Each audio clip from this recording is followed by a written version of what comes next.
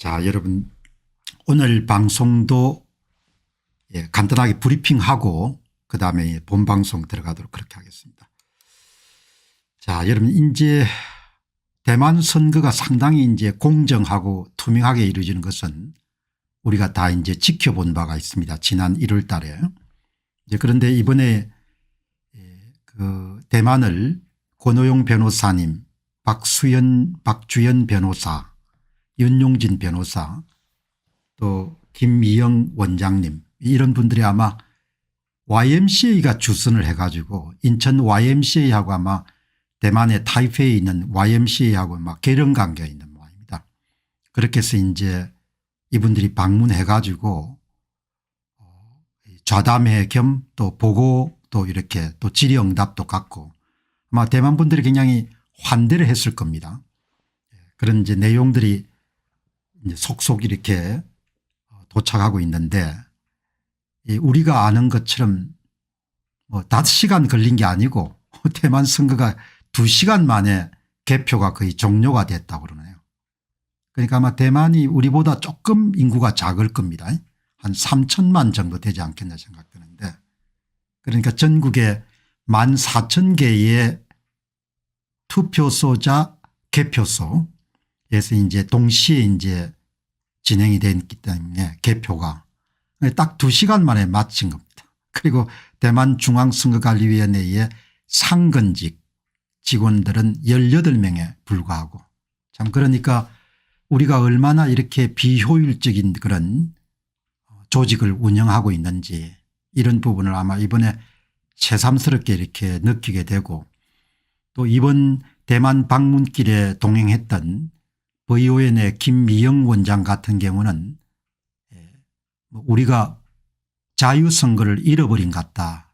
대만 분들하고 대화를 나누는 중에 그런 이야기를 말씀을 하시는데 뭐 사실 여러분들 대만을 가지 않더라도 우리가 다 느끼는 거지 않습니까? 저는 대한민국 국민들이 10년 이상 정도의 거의 참정권을 침탈당한 상태에 있다 이렇게 보거든요.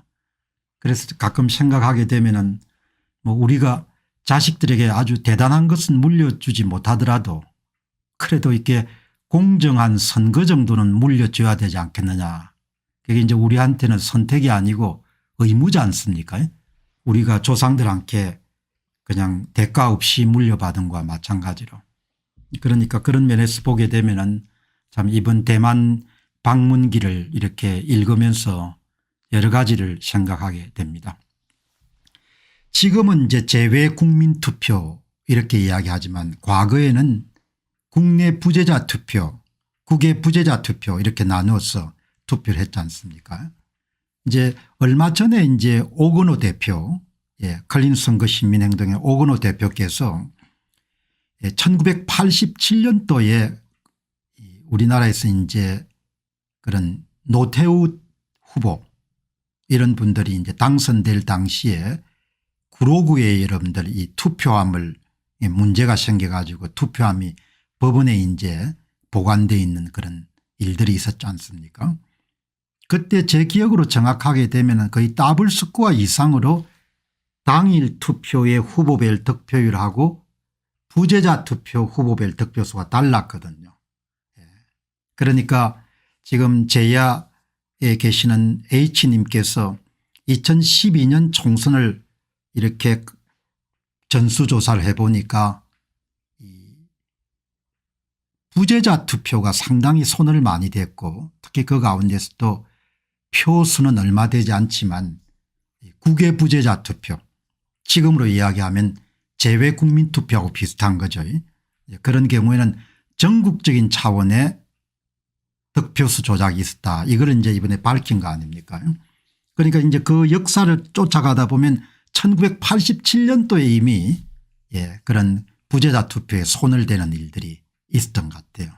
그러니까 이 한국의 그런 이 선거 부정 역사가 굉장히 길고 굉장히 질기다는 부분들을 새삼 확인하게 되는데 어떻든 이 문제가 역사가 오래되고 이제 질겼지만 그동안은 많은 국민들이 몰랐고 지금은 이제 많은 국민들이 알게 됐으니까 이 문제가 정상화될 수 있도록 그렇게 저도 노력하고 여러분도 이제 노력을 해야 되지 않겠느냐 생각이 들고, 모든 이 선거 부정 문제에서 가장 중요한 것은 전산 장비를 사용하면서 전산 프로그램을 가지고 후보가 받는 득표수를 조작하는 것이 가장 큰 문제지 않습니까?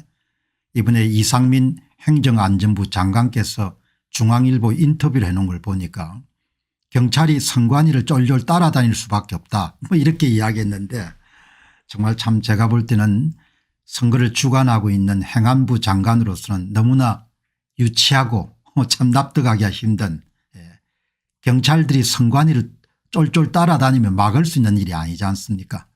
프로그램을 이용해 가지고 눈에 보이지 않는 데서 그냥 득표수를 다 만드는데, 그래서 이 사전 투표자 수를 측정하거나 개수할 수 있는 방법들이 여러 가지가 지금 많이 나와 있기 때문에 그런 부분이라도 행안부 장관이나 정치권에서 노력을 해 줘야 되지 않겠느냐 그런 생각이 들거든요.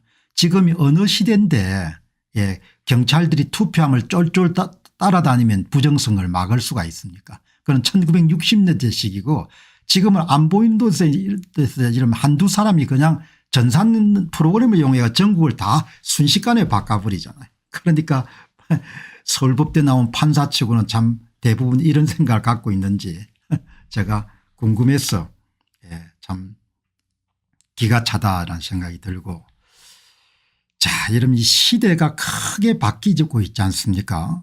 이제 그래서 이제 제 방송에서도 이제 선거 부분을 반 정도 다루지만 절반 정도는 변하는 시대에 좀 대비하는, 제 자신도 그렇고 오늘 방송을 보시는 분들도 국내 이슈에 너무 함몰되지 않도록 그렇게 이제 하기 위해 가지고 방송을 이제 계속 그 내용도 좀 다루게 되는데, 이 오늘도 시대를 읽는 안목을 한번 여러분 다루고, 이제 오늘도 주가가 애플 주가가 굉장히 많이 빠졌습니다.